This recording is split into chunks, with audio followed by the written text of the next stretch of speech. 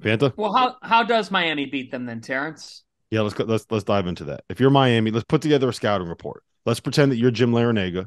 Let's pretend that you are on that staff.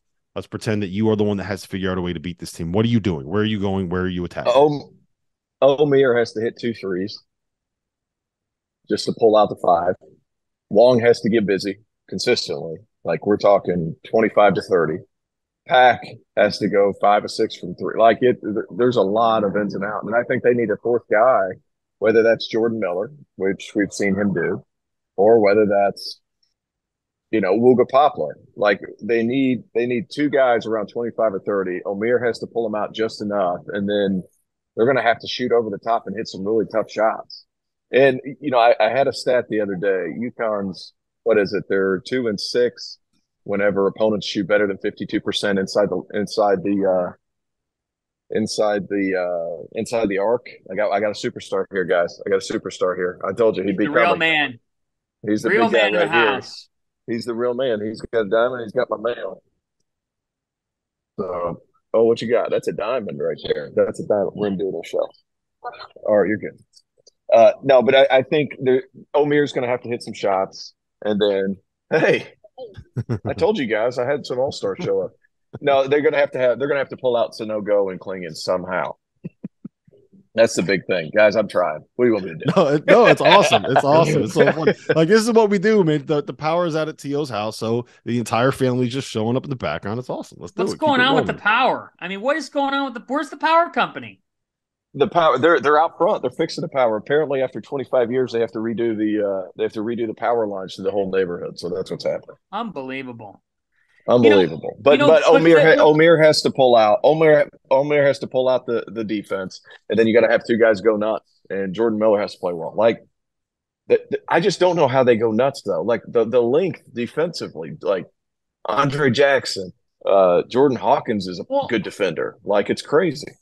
yeah, but wait a minute here.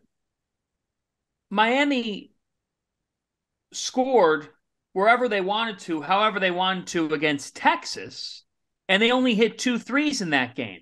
So, by your argument with the 2-6, if they're over 50% from inside the 3-point arc, by that course of logic, you would think that Miami will have a chance in this game because Miami doesn't need the three to win against an elite opponent. They just showed us that. Their ability to get in the lane and make those tough shots, they are a tough shot making team. But what I does mean, Texas not? What does Texas not have, Fanta? what's that? An elite big man.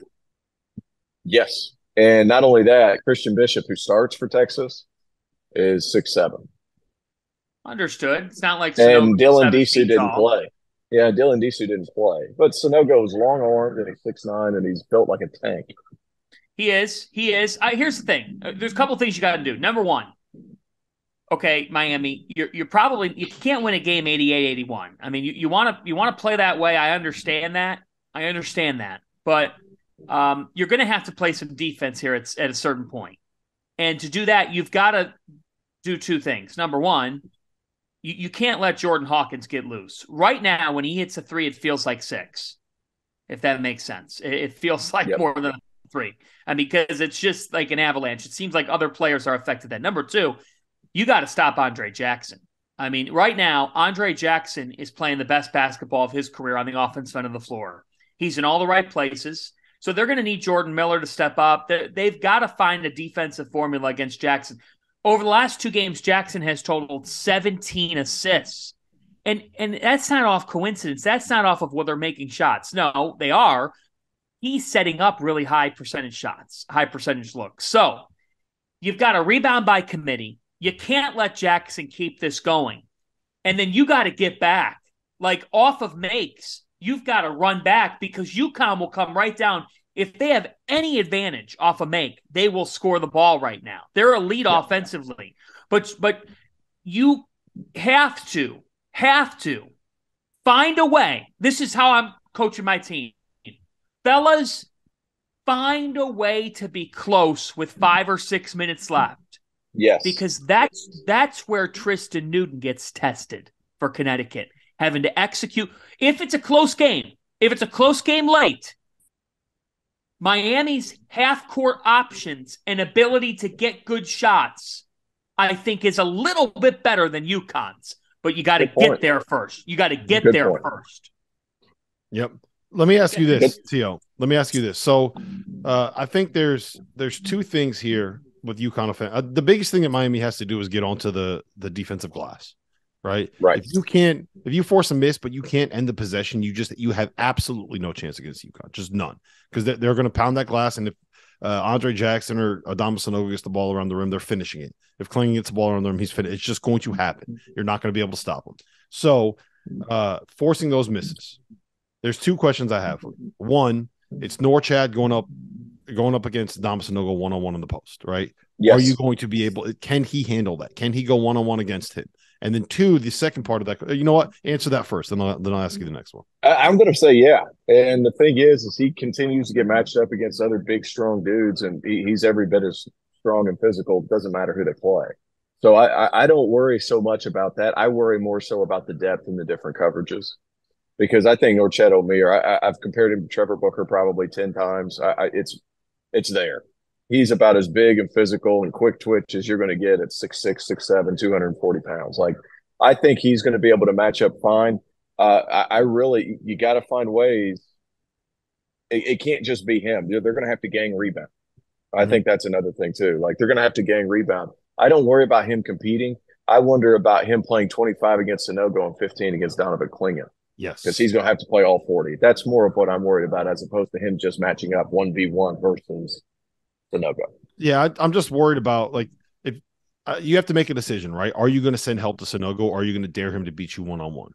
When you dare him to beat you one-on-one, he has games like he did in the first couple rounds of this tournament, St. Mary specifically, where he was sensational.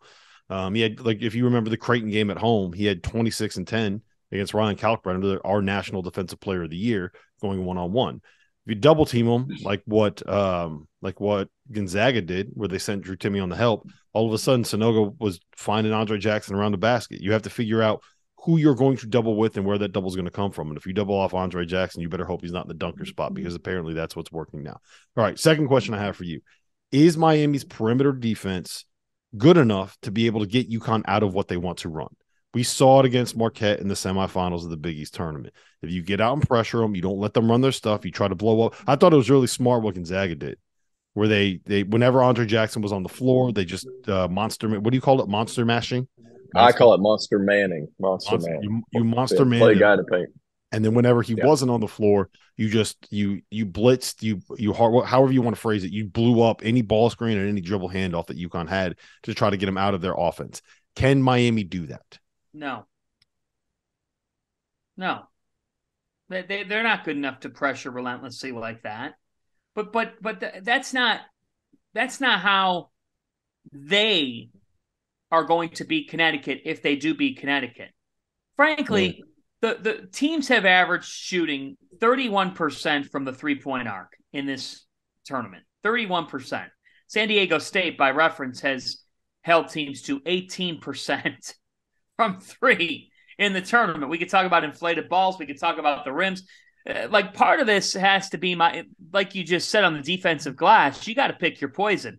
I'm not going to relentlessly try to hedge and defend when I know that I really am not great at that. And if you try to over-anticipate, if let's just say Miami tries to do all that, blow up ball screens and try to cause chaos out there, well, who's to say that Sanogo or Jackson's not waiting in the wings and can make something happen at the rim? And that's where it goes back to, it's kind of anti-Miami. Miami's a team, they get a defensive rebound. We got runners. We got runners left and right. Let's go. Somebody's going to make a move. They have to change their mentality a little bit. They can't just have Omier down low getting the rebounds. There's more than just Sanogo for UConn. UConn will command the glass in this game. But you really have to rebound by committee here if you're Miami. And I think that comes with, you're going to have to live with some, if it's off the dribble, you live with a pull-up three. You live with the pull-up three and you take it. If it's Jackson hoisting a three, you've got to live with it in this tournament. You're going to have to live with it on Saturday. But I don't think Miami's defense is cut out to do all the things that you just listed that Marquette was able to pull off. I really don't think that. T.O.? No, I think it's going to be hard. Like, they're just going to have to play what they've done all season and just hope they hit shots. It comes down to Miami's offense. They're going to have to play some defense. They're going to have to gang rebound. But the only way that you beat UConn, you don't beat them at their own game, right? Like chase them, try to get out there to shooters. Don't let Jordan Hawkins get nuts. That's kind of where that turns UConn from a good team into a great team, is whenever he's hitting a lot of shots and going for 26 to 28 points. But if you can slow him down, which you think you're slowing him down until the second half starts, but if you can slow him down a little bit and hit shots, that's what you're hoping to do. And you have to gang rebound. That's the big thing. So I agree with John. You can't play no defense, obviously, but you also can't bank on all of a sudden being a great defensive team, because that's not what Miami is. Today's episode is presented by Underdog Fantasy, the easiest place to play college basketball's pick'em, where you get real cash prizes simply by picking player stats in this weekend's games. In pick'em, all you do is pick whether a player will go higher or lower in Underdog's projected totals. That's points, rebounds, whatever. If you're like me and you think Marquise Noel is going to go absolutely nuts this weekend, pick higher on his points projection, throw in a couple of other picks, and if you hit them all, you can win 20 times your money on a single game. Underdog's slick mobile app is easy enough that dummies like Jeff Goodman have even figured it out. So go to UnderdogFantasy.com or download the app and use the code FIELD, FIELD, to get a 100% deposit match up to $100. Get in on the madness now.